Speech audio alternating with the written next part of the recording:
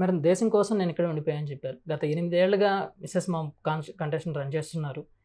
ఈ 8 ఏళ్ల నుంచి ఇంకా ముందుకు వెళ్ళే ప్రాసెస్‌లో కూడా మీరున్నారని మాకు తెలిసింది. మీరు ఛాలెంజింగ్‌గా తీసుకున్న టాస్క్ ఏంటి ఈ ప్రాజెక్ట్‌లో?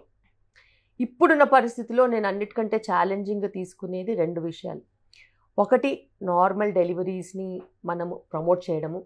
నార్మల్ డెలివరీస్ పూర్వ వైభవం రావాలి. అందరూ దాని గురించి కొంచెమన్నా మనసు పెట్టాలి, శ్రద్ధ పెట్టాలి.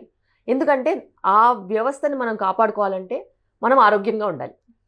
ఆరోగ్య వ్యవస్థని మనం కాపాడుకోవాలంటే సరిగ్గా తినాలి, సరిగ్గా మెడిసిన్స్ వేసుకోవాలి, సరిగ్గా పడుకోవాలి, సరిగ్గా ఆలోచించాలి, స్ట్రెస్ ఉండొద్దు.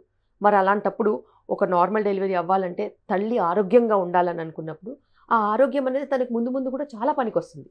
కాబట్టి నార్మల్ డెలివరీ వైపు కాకుండా మనం ఆరోగ్యం వైపు మనకు ముందుకెళ్తే నార్మల్ డెలివరీ కాంప్లిమెంటరీగా అవుతుంది. అలా కాంప్లిమెంటరీగా నార్మల్ డెలివరీ అయినప్పుడు తల్లి బిడ్డ క్షేమమే కాకుండా తల్లి బిడ్డ బాండింగ్ కానీ, ముందు ముందు వాళ్ళ ఆరోగ్యం కానీ, ఫ్యామిలీ ఆరోగ్యం కానీ, అలాగే సమాజం ఒక మంచి సమాజం కూడా ఏర్పాటవుతుంది. దాంతోపాటు ఇది ఒకటి. ఇప్పుడు రెండోది ఏంటంటే అన్నిటికంటే ఇంపార్టెంట్ ఇన్ఫర్టిలిటీ. చాలా సంతానలేమి సమస్య కేసులు చూస్తున్నాము. అందులో వాళ్ళకి ఏంటంటే ఇప్పుడు ప్రెగ్నెన్సీ కావాలంటే అర్జెంటుగా రావాలన్నప్పుడు ఆ స్ట్రెస్లోనే రావట్లేదు. సో అక్కడ ట్రీట్మెంట్, ఇక్కడ ట్రీట్మెంట్, ఆ ట్రీట్మెంట్, ఈ ట్రీట్మెంట్ అని ఎంతో సమయం, ఆరోగ్యం, డబ్బు అనేది చాలా వ్యర్థమైపోతుంది. సో ఇలాంటి సమయంలో ఒక న్యాచురల్ ప్రెగ్నెన్సీని ఎలా మనం ప్రోత్సహించాలి, అలాగే ఆరోగ్యం గనక ఆడవాళ్ళలో మగవాళ్ళలో గనక కరెక్ట్గా ఉన్నట్టయితే ప్రెగ్నెన్సీ కూడా కాంప్లిమెంటరీగా వస్తుంది.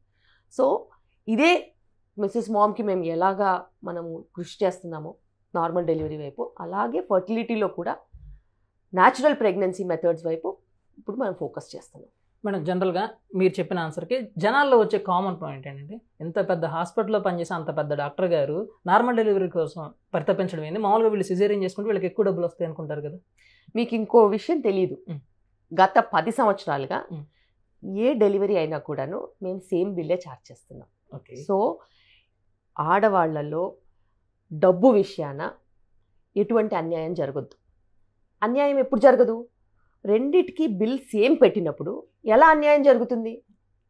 అండ్ ఒక్కలే ఏ డెలివరీ చేయలేరు. ఓకే. ఒక టీం ఉన్నప్పుడు, ఒత్తిడి లేని టీం ఉన్నప్పుడు, వాళ్ళకి ఫైనాన్సెస్తో సంబంధం లేనప్పుడు అందరూ కూడుకుని డెలివరీ అనే దాన్ని ఫోకస్ చేసినప్పుడు న్యాయం జరుగుతుంది.